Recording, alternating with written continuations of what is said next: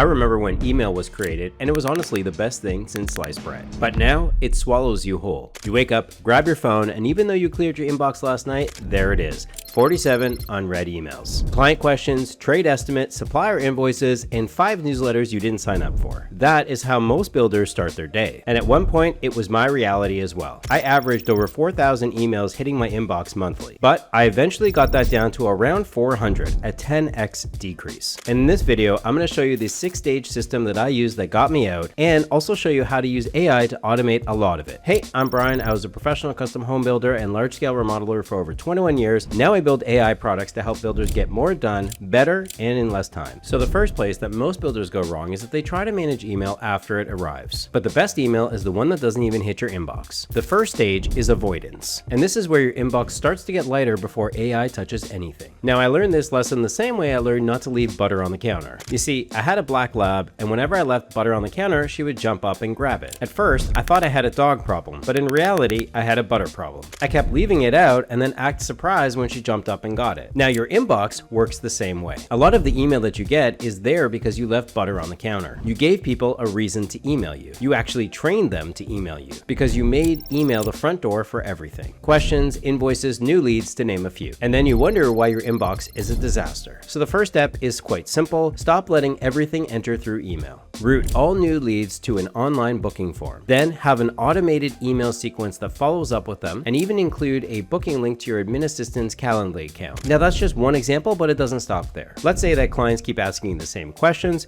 so build a clear process document and have that delivered in your automated email sequence. And if suppliers are always sending you invoices, you can actually set up an automated way to forward those to your bookkeeper directly. Now, every one of those changes removes an email before it becomes your problem, because the real win is reducing the mess before it starts. Now, AI can also help you write faster replies, but it shouldn't be replying to emails that shouldn't have landed in your inbox in the first place. Now, once you've reduced what gets in, what do you actually do with the emails that show up? The second stage is habits. And this is a tough love moment, one that I also had to face, because the inbox problem is not just about other people. Some of it is about you. You check email too often, you answer too fast, you reply when you're only copied, and you send emails late at night. And without meaning to, you've now actually trained everybody to know that email is the fastest way to get in touch with you. So here are a few habits that you can use to reduce your overall email flow. And the full habit checklist is in the free guide linked below. First, this one's dead simple: unsubscribe like a maniac. Open Gmail, go into the search bar and type the word unsubscribe, and start killing anything that you don't need, like those newsletters, software emails, or basically anything that doesn't drive your business forward. The second habit is stop being the first stop for all money emails. QuickBooks invoices, payouts, software subscription invoices, all of those just need to go to your bookkeeper directly. And in the implementation guide linked below, I'll show you how to set this up to automate it with filters step by step. The third habit is to run email on your schedule in both directions. Set specific windows when you'll clear your email and don't check it in between. This also includes turning off all email notifications on every device. And when replying to emails, use schedule send if you're replying after hours, because every email you send will train your clients on when you're available. Send at midnight, they're going to expect a response after they respond a few minutes later. But if you send it during business hours, you're training them that you're only available during business hours. The fourth habit is to stop replying when you're only copied. Now, this one is hard for builders. I'll admit I had a really tough time with this one myself, because you tend to think that because you're copied that you need to provide your input, but most of the time you don't. If your PM or super are handling it, let them handle it, because if you reply every time that you're copied, you're actually training them that they shouldn't reply. They should wait until you've actually weighed in. And that is not leadership, that is babysitting. And all of these things are things that AI can't fix. AI can sort your inbox and draft replies much faster than you can, but if you keep checking all day, replying to everything, and sending emails at night, you're just making the bad habit faster. But the goal is not to become faster at email, it's to have less of it. At this point, you've now done the human work. Now it's time to make your inbox do some of the work for you. The third stage is filters. And this is where Gmail and Outlook can remove a whole bunch of noise before you even see it. Now, most of us let everything land in one place and then you spend most of your day trying to sort through it. But filters are simple rules that you can set up once to do it for you. So if an invoice comes in, Gmail or Outlook will automatically forward that to your bookkeeper. Or if your protocol is to send it to a PM first, then it'll actually actually route to the PM. You don't touch it, see it, or get interrupted. And for the emails you never want to see, use skip the inbox. That means the filter handles it before it ever hits your inbox. This is a serious magic unlock that most people don't set up. So put this into practice, and I show you exactly how to do it in the free guide linked below. But some emails still require your attention, so you need a clear decision framework. The fourth stage is triage. And this is where you'll stop using your inbox as a filing cabinet or a task list. Instead, it should be a decision point. Because when an email hits your inbox, you need to decide what to do with it. Reply, archive, snooze, add it to your calendar, turn it into a task, unsubscribe, or delete it. Those are the options. Not stare at it, read it 6 times, mark it on red, and move on to the next one. Touch it once and move it somewhere. And here are some general rules to follow. If it takes less than 2 minutes, like confirming a meeting, reply and archive it. If it doesn't need a reply, like a supplier receipt you just need to keep, then go ahead and archive it. If it needs a reply but it's not urgent, go ahead and hit snooze so that it will remind you tomorrow or the next day. If it belongs on your calendar like a site meeting or a client meeting, then go ahead and put it on your calendar. If it actually is a task, like checking with your PM before you respond, you can go ahead and add it to Google Tasks or whatever task manager you're using. If you should not be getting it, it's like another newsletter or some promotional software email, then go ahead and just unsubscribe. And if it truly is junk, then just go ahead and delete it. And this is another place where AI gets sharper when the system is cleaner. But without triage, your inbox becomes a swamp again. Now, once you reduce the volume, fix the habits, set up filters, and implemented a triage system, this is where AI can be genuinely useful. The fifth stage is augmentation. And this is actually where most people want to start. They want the AI tool first, but that's actually backwards. Because if your inbox is still full of junk, then AI just helps you manage junk faster. Now, once the system is cleaner, AI can be really helpful in 3 ways. The first way is on demand. This is where you'll copy an email into Claude or ChatGPT. You'll ask it to understand the topic, to help you work through a complex response, and actually draft a reply that you could send to a client. The second way is using Claude with connectors and schedules. This is where you actually connect your Claude account to your Outlook or Gmail account, and then you set a schedule for a specific task. For example, every morning it can review your inbox, summarize what matters, flag anything time sensitive, and draft replies for you to review.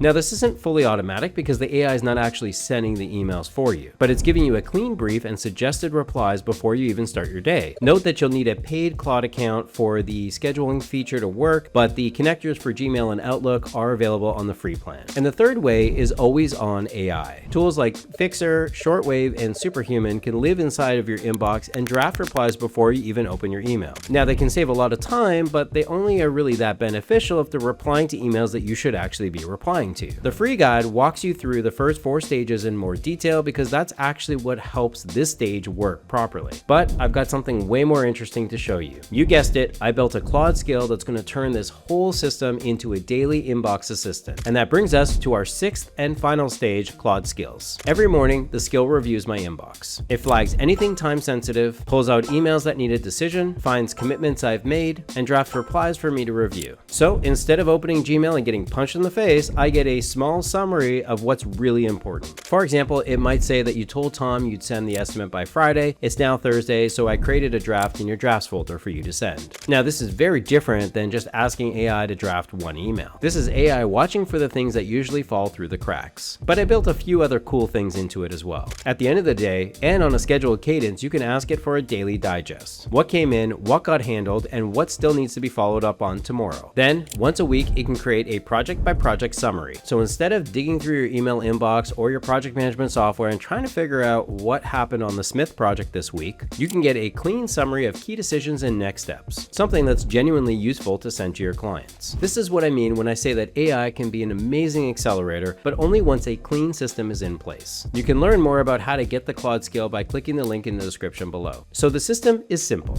Avoid the emails that should never hit your inbox, fix the habits that keep training people to email you, use filters to remove the emails that never need you, triage the emails that actually need your attention, then use AI to move faster. And this is how you go from being buried in email to feeling in control of your day again. And if you want the step-by-step version of everything I just covered, go ahead and click the link in the description below. If you found today's video helpful, go ahead and leave a comment, and don't forget to subscribe as well. It's the best way you can support us. Thanks for watching, everybody. We'll see you next time.